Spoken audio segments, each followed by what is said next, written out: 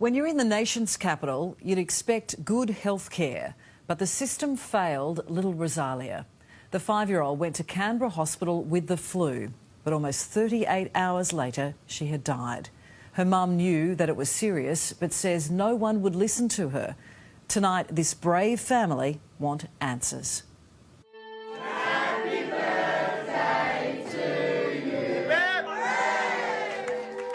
We took Rosalia in and we never came home with her.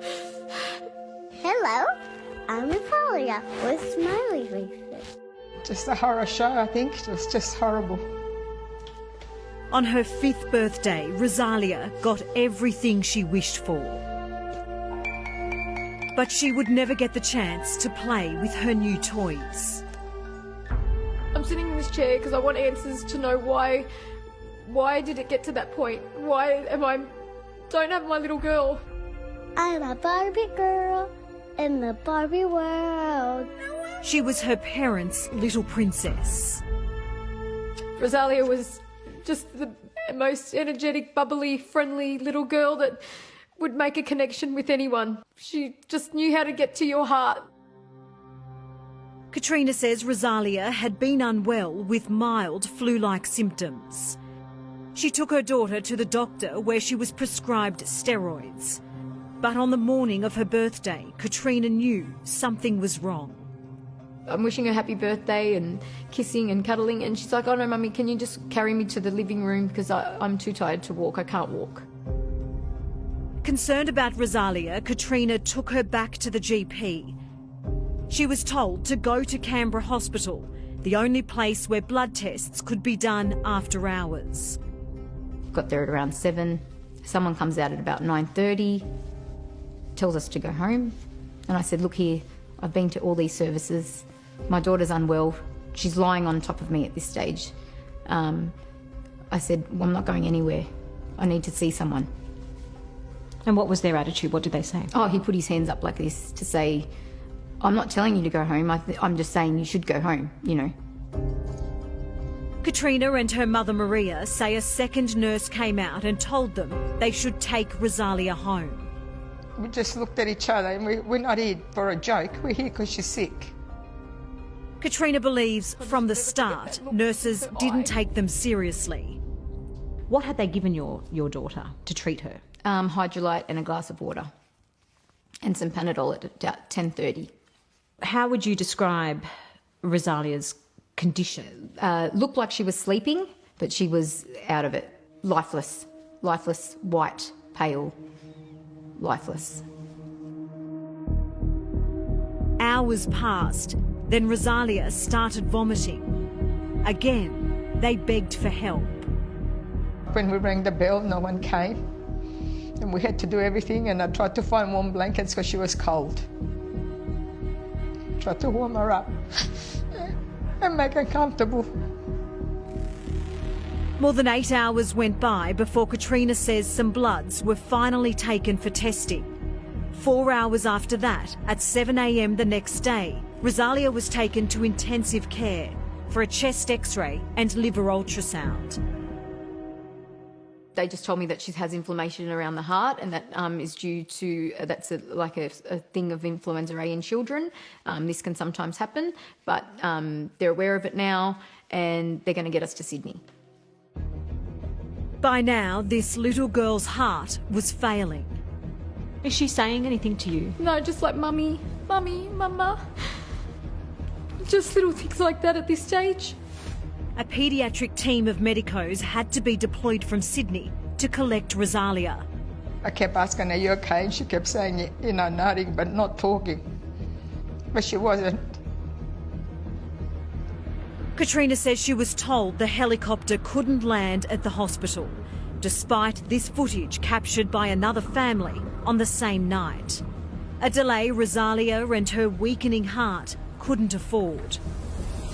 I look over to Rosalia and I could see that there was a glare in her eye. So I called my mum. She turned her little head and I'm calling her. She turned her little head, she looked at me, her eyes rolled back, and then she went into like a convulsion fit. 1 hour of CPR couldn't save her. And they come and kept giving us little updates and saying, oh, you know, she's okay. Oh, her heart's come back. She's going to be okay. She's going to be okay. Like I said, no, stop lying to me. Like, she's not going to be okay. They called us aside and said, that's it, she's gone. She's gone. They couldn't bring her back. Staff at Canberra Hospital called police. Katrina spent the hours after her daughter's death having to relive the horror. We just had to leave her there. With no answers, no nothing. The family has been given 3 separate discharge reports, each detailing different treatments given to Rosalia without a timeline. Katrina says one of her biggest regrets is not speaking up louder to staff when she knew her daughter's condition was deteriorating. Katrina says she kept her mouth shut out of fear because she'd already been made to feel like a pest, even though Rosalia was dying in her arms.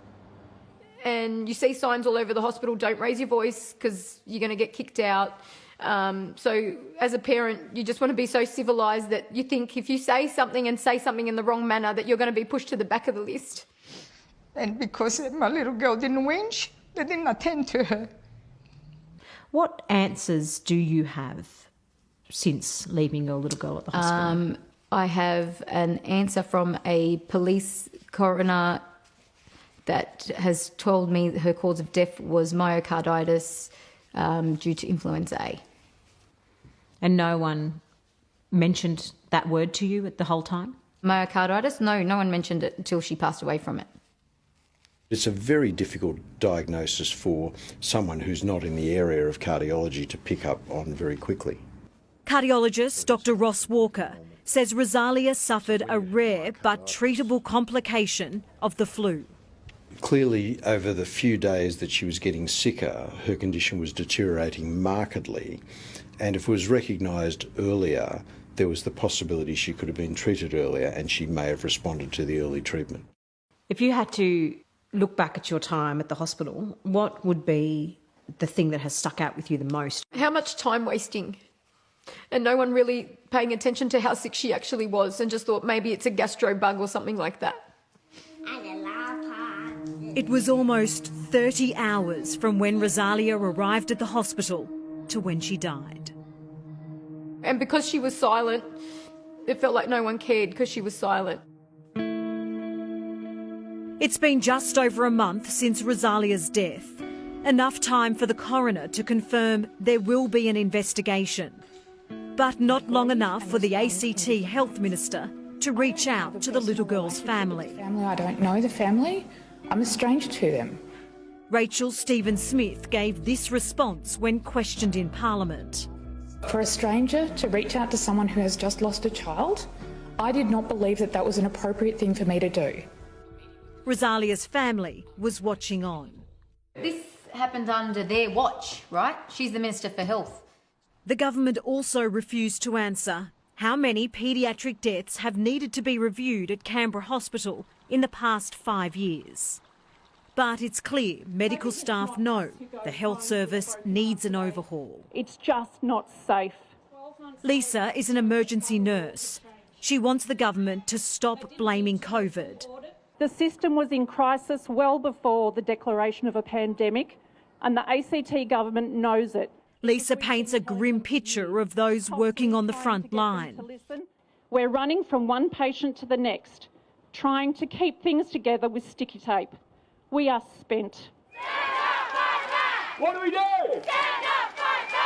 This is a protest of exhausted nurses and midwives in a community that's been governed by Labor for more than 20 years.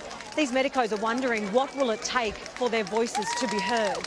Could it take the death of this little girl to finally convince cold-hearted bureaucrats that it is their responsibility to fix our crippled hospitals? The health system in Canberra is in crisis. The Territory's Shadow Health Minister, Leanne Castley. Many would say that all hospitals are in crisis right now. Why is it different in Canberra? The overwhelming thing we hear is culture, more complaints, bullying, harassment, Exhaustion. We know that junior nurses are being pushed into areas where they don't have experience. A recent survey found 74% of ACT nurses have considered leaving their job in the past 12 months. We won't let it rest like they let my little granddaughter rest. Yep. For the nation's capital, with almost 500,000 people, there is no children's hospital in Canberra or access to paediatric specialists. Rosalia's grandfather, Tony, says that must change. I'd like a children's hospital.